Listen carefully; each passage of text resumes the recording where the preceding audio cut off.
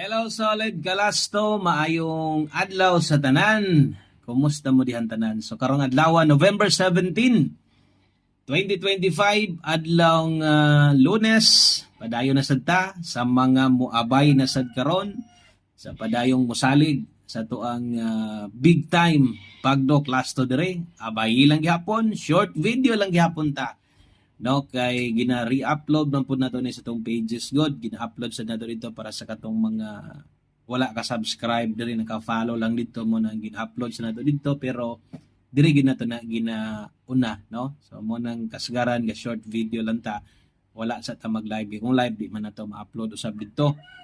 So karon short video lang gyapon ta. Ang importante kung motaya mo sa alas 2, mo bagdok mo glasto, so nadayon mo pwedeng maabayan. So untag kursonada mo ani ron, so ay pakyasa aron di sayang ang pagtanaw, abay gihapon.